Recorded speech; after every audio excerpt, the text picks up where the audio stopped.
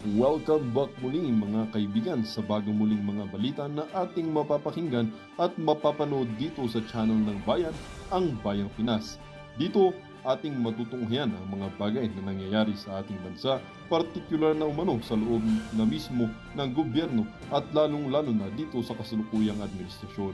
Ngunit bago ang lahat, kung bago ka pa lamang sa ating channel ay siguraduhin mong ikaw ay mag-subscribe, pindutin ang notification bell at syempre piliin na rin ang all upang lagi kang maging updated sa mga balitang bago, totoo at walang bias.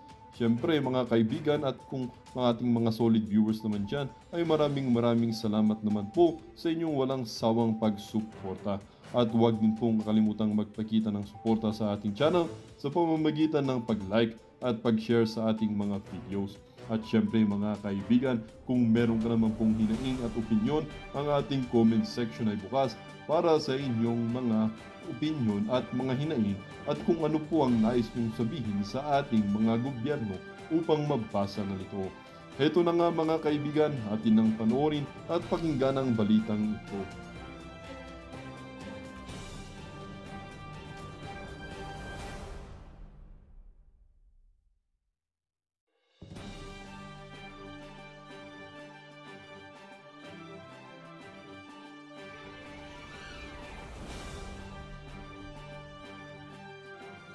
Jay Tariela dyan sa TRICOM ha. Ito ho, pakinggan ho natin itong mga kababayan. Kasi na mga ganyan eh. Para hindi ako apektado. Yung? Yan ang ko. Yes, Madam Tikia. Mr. Chairman, I would just like to, with the indulgence of the chair and the members, I also take exception to what the Commodore has labeled me as being makapili. Nako. In my testimony the first time, I said I am not pro-China, I am pro-Philippines, but I'm not makapili. He labeled several people as being makapili, and ako po'y apo ng isang guerrilla. So I took offense on that, and I stopped following him. Ang nangyayari ho kasi reverse ngayon eh. Pag ang tao nasa gobyerno, nililabel ka as being makapili, just like that. And you know the reason, Mr. Chairman, why he called me makapili? I had an interview with a Chinese journalist. That doesn't make me makapili. That doesn't make anyone makapili. So, wag sana po natin dadalhin yung usapan sa kune-question yung katauhan ng tao. Yo. That's why I never followed him. I used to follow him. I used to question him. But after labeling me as makapili, na hindi po, alam ng karamihan ng kaibigan ko, nag-decide na sana ako sa ibang bansa, pero umuwi ako. Pero for a man in uniform to call me makapili, that's insulting. Yun lang, sir. Problema yung mga banat. Yan ho kasi problema dito kay Jay Tariela. Buga ho siya ng bunga sa bunganga niya. Ngayon pagka sinasagot ho siya, todo deny ho siya sa mga bagay na sinasabi niya naman ho. Paano matatawag na makapili itong si Pro Malutigia? Eh, sino pa bang tinawag niya? Si Ma'am Sasrugando Sasot? Sino pa? Yung iba pang mga vlogger na pinatawag din dyan. Tinawag ho niyang makapili. Ngayon, sinisingil na ho siya. Tingnan niyo ho mga kababayan, magpapanik. Itong si Jay Tariela, dyan sa mga banat na yan, itong si Prof. Malutigia. Okay? Any statement, Commodore? Yes, sir. The Global Times is the known propagandist of the Chinese government. Ito naman. Jay Tariela is the known propagandist of America. Joke lang. Ikaw naman. Masyado pa. Biro lang naman eh. Yun lang naratibo ng Amerika ang sinusulong mo sa West Philippine Sea. Joke lang. Hindi, huwag ka masyado masaktan. Baka masaktan ka naman. Sabi mo, If you're going to look at those personalities na in-interview ng Global Times, you're going to doubt what is the objective, why such personalities are being interviewed. If you're going to look at the posts of those people who were interviewed and who gave comments about our fight in the West Philippine Sea, I think that's where I'm getting that kind of assertion. Again, this is just an opinion, but those opinion is guarded on what I have seen so far in their social. So yung opinion ko na ang dating parang propagandista ng Amerika, protektado ako kasi tingnan ko lang naman yun. Base sa nakikita ko, ganun lang. Ganun ho ba yun, J. Tariela? Joke lang, ikaw na. Media posting about how they reacted on our responses in the West Philippine Sea, about how they downplayed the level of aggression that the armed forces of the Philippines and the Philippine Coast Guard is experiencing in the West Philippine Sea, not to mention the abuses of the Chinese Coast Guard against the Filipino fishermen in Bajo de Masinloc. I am not labeling anybody as makapili unless you're going to support and toe the line for our fight in the West Philippine Sea. Ang laban po natin sa West Philippine Sea requires amplification of truth and factual narrative. Let us not distort the messaging of the Philippine government. Ang laban po Walang nagdi-distort, walang nagdi-distort. Tayo, suportado natin ang laban na yan. Pero linawin natin sa ating mga kababayan na hindi lang China ang kalaban natin sa mga pinag-aagawang bato-bato dyan sa South China Sea. Hindi. Linawin ho natin, hindi lang ho China ang kalaban natin. Kung nanggigigil tayo sa China, manggigil din tayo sa Taiwan, manggigil din tayo sa Vietnam, manggigil din tayo sa Indonesia, manggigil din tayo sa saan pa ba? Yan, yung mga bansa na yan, dapat panggigilan din natin yan. Hindi lang ho China. Lahat ho dapat, wala ho tayong sisinuhin kasi sinisino nyo yung ibang mga bansa, hindi nyo binabanggit eh. Ang focus lang kalaban China. Kalaban, focus China. Nandyan ang Taiwan, nandyan ang Vietnam, nandyan ang Indonesia, nandyan ang Thailand. Nandyan ho yung mga kalaban na yan. Meron din silang claim dyan. Ba't China lang ang focus natin? Para hindi kayo mapaghalata na naratibo ng Amerika ang ipinapakalat nyo dyan sa West Philippine Sea na yan, dyan sa South China Sea na yan. Okay? Linawin natin. Isa-isahin natin yung mga bahura na pinag-aagawan. Tignan natin kung sino lahat ng bansa na may claim doon sa mga bahura na yon. Inisa-isa na ho natin yan mga kababayan. Pinakita ho natin dito sa PH Update na kada isang bahura dyan o bato-bato, minsan ang may claim 6. Minsan ang may claim 4. Nandiyan ang Vietnam, Indonesia, Philippines, China. Yan ho, ganun ho karami minsan yung mga claimant sa isang bahura. Pero dahil nabanggit ang China, ini-emphasize lang ho, pinopokus lang ho ng Philippine government yung puro China. Paano naman yung ibang bansa? Meron silang free pass na agaw doon sa mga bahura natin dyan sa South China Sea. Ganun ho ba yun?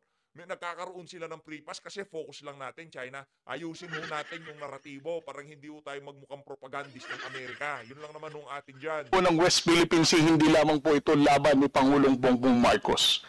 Laban po nating lahat ito bilang Pilipino. Wow. Ang laban ni Bongbong Marcos, Brad, kung anong gusto ng Amerika, yun ang ibinibigay niya. Ikaw naman.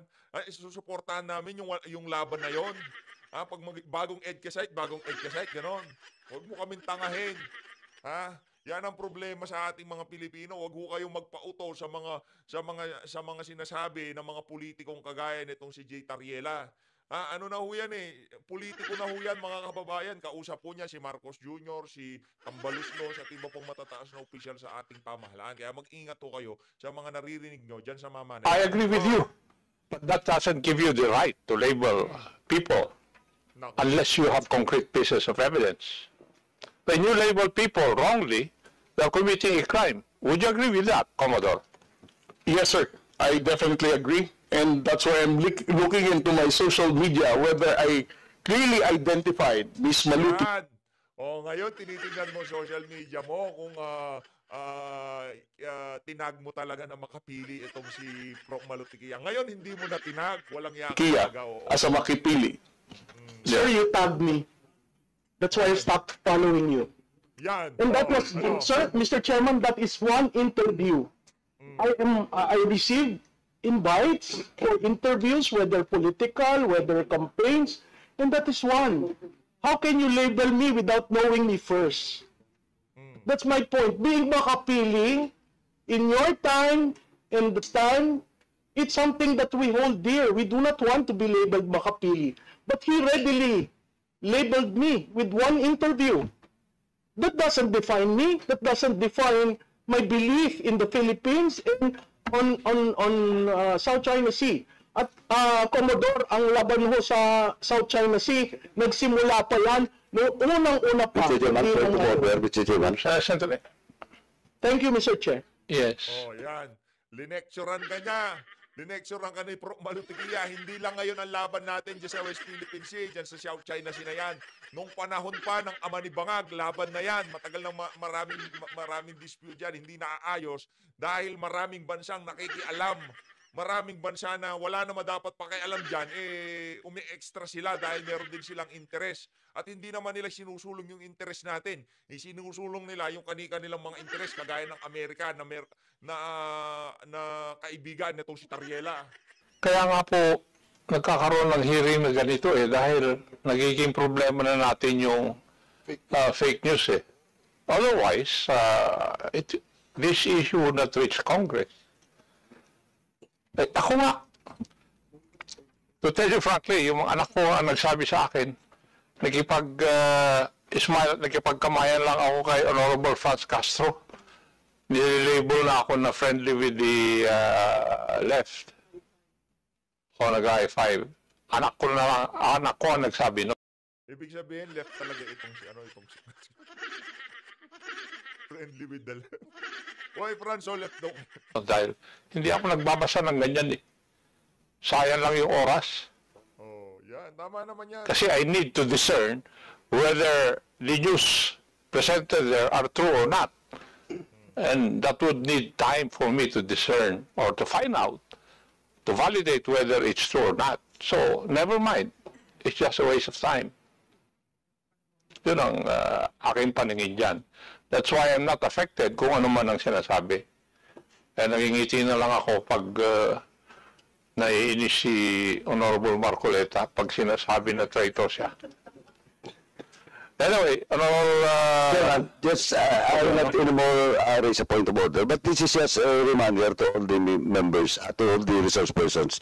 In the hearing, any hearing, we do not allow that exchanges of exchanges of accusation against from one resource person to another. Ano lang naman, ang OA mo naman, para pinag-uusapan nga yung fake news. Ikaw naman,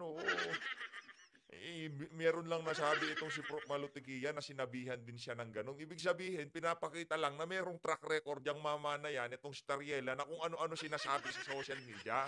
Pero yung pagiging tuta ng Amerika nitong ni Tariela na sinasabi natin, joke lang yun. Ayun naman, baka umiyak na naman yan. Iyakin niya si Tariela hindi joke lang yun. Yung sinasabi nating yung naratibo ng Amerika ang sinusulong ni Tariela dyan sa South China Sea. Joke lang yun. We have a different venue for that. And with due respect to Ma'am Malu, Ma'am, sorry po kasi ganito yung rules natin, no? It's between the good Commodore and of course the issue raised by Congressman Marcoleta. Now, we should not attack resource person to that person and attack statements coming from the resource person mismo. Thank you po, Mr. Chairman. Thank you po. Thank you. Before I give the floor back to the Honorable Marcoleta, let me recognize the presence online of the Honorable Maria Rachel J. Arenas. Magandang hapon po. Yes, Honorable Marcoleta, please proceed. Colonel, Commodore, Di ba pala tapos si Kong Dante? you graduated from the Philippine Military Academy? No, sir. I'm 3 weeks short of my graduation. Nangyari. But 3 weeks short. Drop out ka, ganon? Would you like to say, or you would like to explain why you did not succeed in graduating from that great military academy? Yes, Mr. Chair. As what the Chairman, General Acob, knows, we have the honor code among the Cadet Corps Armed Forces of the Philippines. I was charged of cheating with others, 7 of my... Kinasuhan ka ng cheating? Anak ng tokwa. Yung tagapagsalitaan natin, kinasuhan ng cheating. Sa Philippine Military Academy. Naku, mandaraya. Mandaraya, yes. my classmates, and it was a gentleman's agreement. If you violate the honor code, you formally file your resignation and then you just leave, sign the clearance, and get out of the Philippine Military Academy. And that's 3 weeks before my graduation, sir. I never insisted because I respect the honor code. O baka totoo na cheating talaga. Oh, hindi ka na kumontra kasi totoo. Mukha mo pa lang mandurugas na eh. O mga kababayan, comment nyo sa baba. Hindi mo ba mukhang mandurugas tong si mukha na yan? Tingnan ko naman. Anak ng toko, mukha pa lang. Mukha ng pera.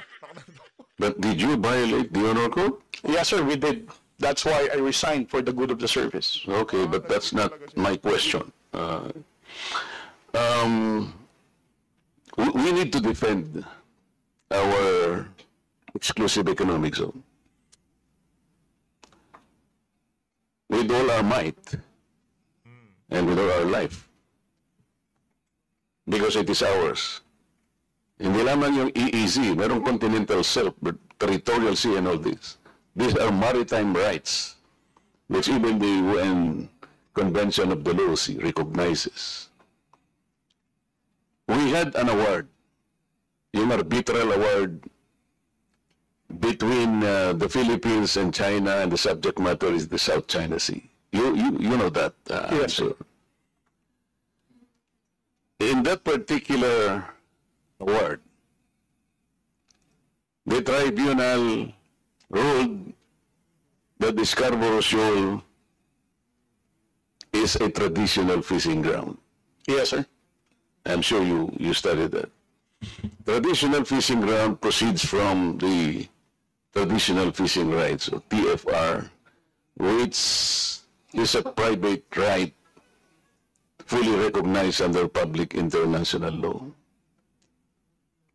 Yes, sir. You agree? Traditional fishing ground.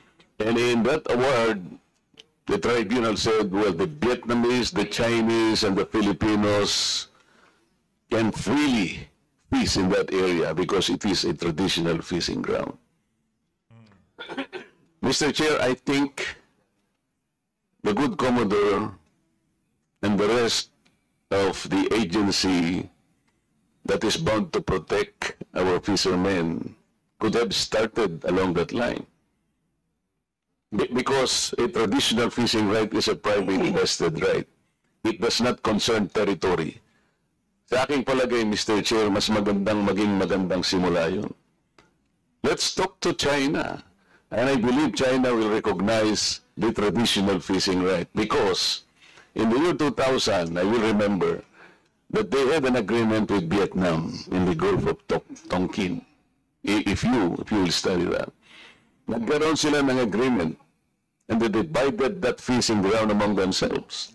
Something that we can also do para hindi tayo nagkakaroon ng girian. Pinag-uusapan lang naman dyan are the living resources in this particular area. Bakit hindi po natin binibigyan ng emphasis? Why don't we initiate something positive along that line? We had the tribunal ruling. Sabi niya, it is a traditional fishing ground. Yan. Ititwist na naman yan. Makikipag-usap sa China. Pro-China na kagad. Ganyan ho sila. Ganyan ho yung si Jay Tariela. Ganyan ho yung mga mainstream media. Ititwist na naman yung sinasabi na yan ni Congressman Rodante Marcoleta para, gusto nyo makipag-usap, makipag-diplomasya, siguro pro-China kayo. Yan ho ang problema dyan sa usapin na yan. Ayaw ho nila ng diplomasya, puro gulot. Gera gusto nilang mangyari dyan sa issue na South China Sea na yan. Bakit hindi natin sila kausapin on that basis? Marami tayong jurisprudence, international jurisprudence. In 1974, pag-aralan po ninyo, Mr. Chair, yung mga maritime cases that was ruled by the tribunal. Yung case ng Federal Republic of Germany against parang Holland, and also Great Britain against Holland. Yung alam po ninyo, yung ruling is the same. Kahit siya yung merong reference do sa sea na yun, it cannot exclude the rights of the other coastal areas to fish sapagkat they invoke the traditional fishing right. I am asking, Mr. Chair, why no initiative has been taken along that line? Mr. Chair, yes, sir.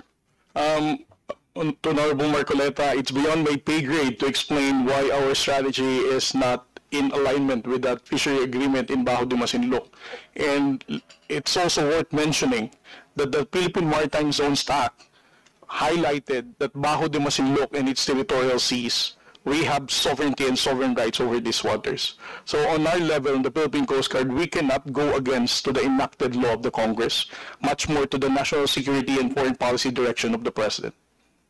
I am not saying that it is within your pay grade to discuss it with the Republic of China. What I'm saying is maybe because you are a member of the Philippine Coast Guard, you could have talked to the other agencies of government higher than you that we could be initiating this along this line, because we can take advantage of that particular tribunal's decision.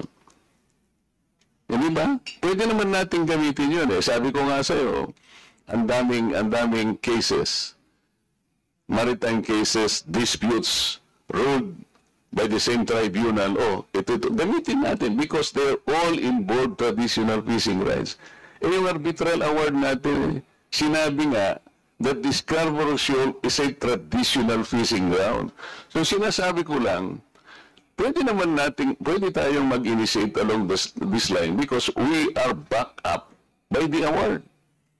And another, Mr. Chair, have you read the entirety of the UNCLOS? Not the entirety, sir. I won't pretend that I have. Even if I read, I'm not a lawyer. I have a PhD in international relations, but I'm not a legal person. So I won't claim that I fully comprehended the contents of the entire UNCLOS. Understood. Okay, so what about the aspect of that particular UNCLOS document that relates to the particular maritime area that is now called South China Sea? The South China Sea is a semi-enclosed sea. Did you find in the UNCLOS the significance of a semi-enclosed sea? I think it is under Article 123 of the UNCLOS. Kung tinatanong ko lang, sir, kung nabasa mo lang. Mr. Chair, I'm not the proper resource person to respond to this kind of question, sir. Thank you, Mr. Chair, because I am raising that particular issue because if the most responsible agency will look at it, there is a connection on how we should approach the entire problem because the entire South China Sea is a troubled sea. Kaya dapat inaaral natin, saan kaya tayo magsisimula? Ano kaya ang magiging basihan sana natin to approach this issue? Because if you will look into the definition of a semi-enclosed sea, which is under Article 123, makikita natin doon, Mr. Chair, na yung palang mga coastal states, kasi tingnan po ninyo, imagine it, on the north, nandun po yung China, on the east, nandun ang Philippines, on the west, nandun ang Vietnam, southern part, nandun ang Malaysia. Kaya, at meron din Taiwan on the north. Kaya tinawag po siya sa UNCLOS, Mr. Chair, na semi-enclosed sea. What is the significance of the semi-enclosed sea? Sinasabi po ron, pagka po yung body of water is a semi-enclosed sea, lahat po ng coastal states has the responsibility to coordinate, to cooperate in the exploration, the research, development of that area. We can utilize that as the cornerstone of our defense na. Sinasabi pala rito, dapat cooperative ang approach. Hindi sa'yo yan. Kasi even in the description of the sea, tayo dapat nagko-cooperate. So sinasabi ko lang ito, Mr. Chair, because of the complications and the complexities of the South China Sea. Kaya po, kahit na konti lang ang panahon, gusto ko makakontribute na ito po ang dapat nating pagsikapang aralin. So maraming salamat po, Mr. Chair, sa inyong pasensya sa akin na medyo nagtagal para ipaliwanag lang ng konti, alang-alang po sa pagkaunawa nating lahat. Thank you, sir. Thank you, Your Honor. The next interplate is the Honorable Raul Manuel. Naku, ito si Raul Manuel na to. Si Raul. Thank you, Mr. Chair. Itong bata na to. wala naman hong kwenta tong batang si Raul Manuel. Ano muna natin yung pag-usapan naman ho natin yung pagpunta ng nitong sila Attorney Torion, nitong si Attorney Dergra diyan sa Supreme Court para indeklarang unconstitutional at void yung impeachment laban dito kay Vice President Sara Duterte. Pakinggan ho muna natin itong mga kababayan at magbigay ho tayo ng ating reaksyon dito sa napakainit na usapin na to ngayon sa social media. No? Ito, pakinggan ho natin to. For certiorari prohibition with prayer for preliminary injunction and TRO against the impeachment complaint filed against the Vice President Sara Duterte. This is based on constitutional as well as legal grounds. We feel that the impeachment complaint is constitutionally deficient. It is a violation of pertinent constitutional provisions, and it is likewise jurisdictionally void, and the same should be dismissed and not entertained by the Senate of the Republic of the Philippines. That in essence is the foundation of our complaint. Why defective, Attorney? It is very defective because first, it did not consider the 3 priorly filed impeachment complaints. It did not likewise consider due process to the Vice President, and it did not also follow the constitutionally prescribed verification process. And because of these 3 and other grounds, the impeachment complaint should be dismissed and not entertained, rather. Okay. The verification process requires that it should be personally known, the allegations are personally known and studied by the respective congressman who signed it. And if you notice, the congressman who went there did not even know as to the subject matter of the discussion in the House caucus. And there was only around 3 hours between 12 o'clock to 3:15 before it was included in the additional House business reference. And by that time, we feel and we have reasons to believe that some of the congressmen were not even able to peruse the complaint as well as assess the evidences attached in the impeachment complaint. And therefore, this is defective. The verification requirement has not been complied with. And more importantly, there were 3 priorly filed impeachment complaints and which were not acted upon in the Constitution. Specifically, Article 11, Section 3 thereof mandates that upon receipt of the impeachment complaint, the same should be included in the House, in the order of business within 10 session days, and thereafter the Speaker should have referred it to the Committee on Justice within 3 days. And these are mandatory provisions which were not followed by the House of Representatives. And why? Because Francisco versus House of Representatives mandates that if an impeachment complaint is already referred to the Committee on Justice, the 1-year bar period shall operate. And if the 3 complaints were entertained, included in the order of business within 10 session days, and included within 3 session days in the Committee of Justice, referred to the Committee of Justice, then the 1-year bar rule would have operated, and the 4th impeachment complaint should not have been legally entertained. Attorney, gano'n po tayo confident na magkakaroon po ng TRO, especially po na may arguments na same equal branch po ang SEC Congress? Well, it's up to the Supreme Court, but we pray that the Supreme Court will grant our prayers. Ayun na nga mga kababayan, sa tingin ho natin, merong basihan niyang petition na yan. Kahit tignan lang ho natin noong in-impeach itong si Vice President Sara Duterte dyan sa House of Representatives, 215 signature. Yung iba daw, balita natin, wala man sa Pilipinas.